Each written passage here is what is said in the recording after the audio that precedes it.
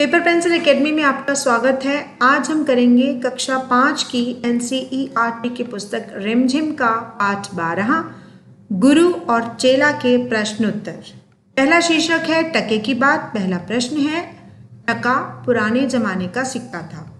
अगर आजकल सब चीज़ें 1 रुपया किलो मिलने लगे तो उससे किस तरह के फायदे और नुकसान होंगे। तो हमें बताना है कि अगर सब चीज़ें 1 रुपया किलो मिलने लगे तो उससे क्या फ़ायदा हो सकता है और क्या नुकसान हो सकता है। तो फ़ायदा क्या होगा हमें, अगर सब चीज़ें 1 रुपया किलो मिलने लगे तो उससे अमीर और गरीब का भेद खत्म हो जाएगा और गरीबों को भी सब चीज़ें खाने और इस्तेमाल करने का मौका मिलेगा। लेकिन साथ ही इससे कुछ नुकसान भी होंगे। नुकसान क्या होगा, इससे समाज में अराजकता फैलेगी, लोग मेहनत नहीं करेंगे और देश की अर्थव्यवस्था डगमगा जाएगी। प्रश्न 2 है, भारत में कोई चीज़ खरीदने बेचने के लिए रुपए का इस्तेमाल होता है और बांग्लादेश में टके का। रुपया और टका क्रमशः भारत और बांग्लादेश की मुद्राएं हैं। नीचे लिखे देशों की मुद्राएं कौन सी हैं? तो यहाँ पर हमें सऊदी अरब, जापान, फ्रांस, इटली और इंग्लैंड, इन देशों की मुद्राएं लिखनी है, कौन सी हैं।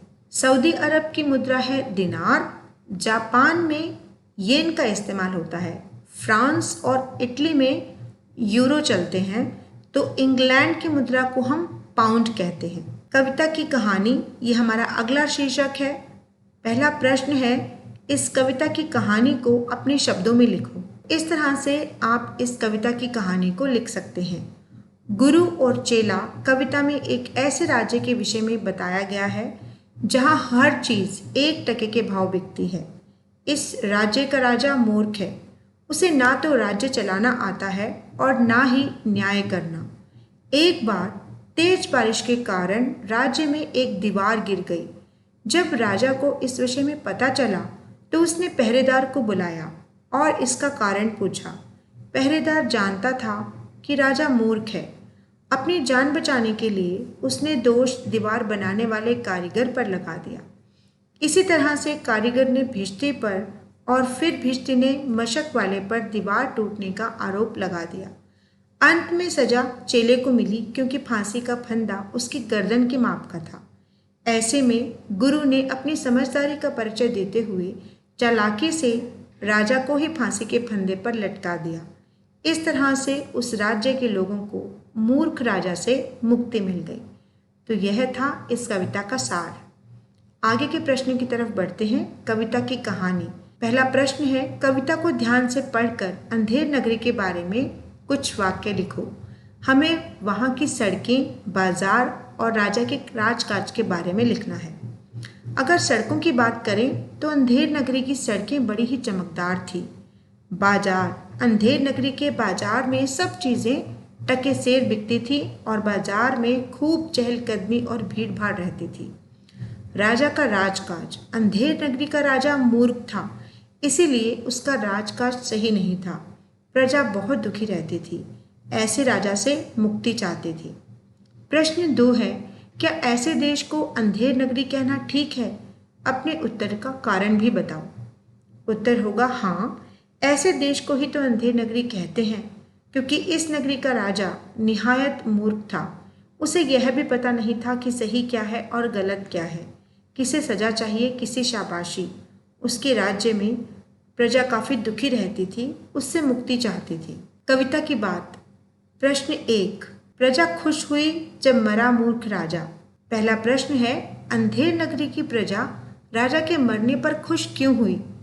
और प्रश्न ख है, यदि वे राजा से परेशान थे तो उन्होंने उसे खुद क्यों नहीं हटाया? आपस में चर्चा करो। तो सबसे पहले हम प्रश्न क का उत्तर जानते हैं। प्रश्न क का उत्तर होगा, मूर्ख को कोई नहीं चाहता क्योंकि वह हमेशा दूसरों की परेशानी का कारण बनता है। अंधेर नगरी की प्रजा राजा के मरने पर इसलिए खुश हुई क्योंकि वह मूर्ख था। उसके मरने से उनकी वर्षों की तमन्ना पूरी हुई। वे राजा के मूर्खतापूर्ण शासन से, व्यवस्था से बहुत दुखी थे। अब उनके दुख का अंत हो गया था। प्रश्न ख का उत्तर कुछ इस प्रकार होगा, उन्होंने ऐसे राजा को खुद इसलिए नहीं हटाया क्योंकि यह काम आसान नहीं था। इस काम को सफलतापूर्वक करने के लिए उन्हें किसी योग्य व्यक्ति के नेतृत्व में एकजुट होना पड़ता।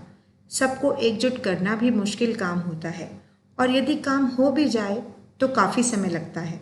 कविता की बात यह है हमारा अगला शीर्षक और इसके अंतर्गत आने वाला प्रश्न है, गुरु का कथन झूठ होता नहीं है। ये इस कविता की एक लाइन है और इस लाइन से संबंधित प्रश्न है, गुरुजी ने क्या बात कही थी? उत्तर होगा, यह मुहूर्त फांसी पर चढ़ने के लिए सबसे शुभ है। इस मुहूर्त में जो फांसी पर चढ़ेगा वह चक्रवर्ती राजा बनेगा और उसके सिर पर पूरे संसार का छत्र होगा। ऐसा ही तो कहा था गुरुजी ने। प्रश्न 2, राजा यह बात सुनकर फांसी पर लटक गया। तुम्हारे विचार से गुरुजी ने जो बात कही क्या वह सच थी? उत्तर होगा, बिल्कुल नहीं। राजा मूर्ख था, इसीलिए गुरुजी की बात को सच मानकर वह फांसी पर चढ़ गया। प्रश्न 3 है, गुरुजी ने यह बात कहकर सही किया या गलत? आपस में चर्चा करो। उत्तर कुछ इस तरह से लिखिए, गुरुजी ने यह बात कहकर बिल्कुल सही किया।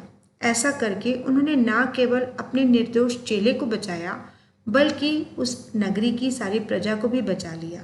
प्रजा ऐसे मूर्ख राजा से मुक्ति चाहती थी, उनकी इच्छा गुरुजी ने पूरी की। अलग तरह से ये है हमारा अगला शीर्षक और प्रश्न है, क्या होता यदि मंत्री की गर्दन फंदे के बराबर की होती? बताइए, अगर मंत्री की गर्दन फंदे के बराबर की होती तो मंत्री फांसी पर चढ़ जाता। दूसरा प्रश्न है, राजा गुरुजी की बातों में ना आता। अगर राजा गुरुजी की बातों में ना आता तो वह जीवित रहता और उसकी शासन व्यवस्था इसी तरह से डगमगाती हुई चलती रहती और साथ ही चेले को फांसी मिल जाती। शब्दों की छानबीन। प्रश्न है, नीचे लिखे वाक्य पढ़ो। जिन शब्दों के नीचे रेखा खिंची है उन्हें आजकल कैसे लिखते हैं यह भी बताओ। न जाने कि अंधेर हो कौन क्षण में। क्षण का मतलब होता है क्षण में, तो उसे कुछ इस तरह से लिखते हैं। गुरु ने कहा तेज ग्वालिन न भगरी। यहाँ पर भग मतलब भाग, यहाँ पर लिखा हुआ है भाग। इसी से गिरी यह न मोटी घनी थी। घनी मतलब गहरी, बहुत घनी नहीं थी।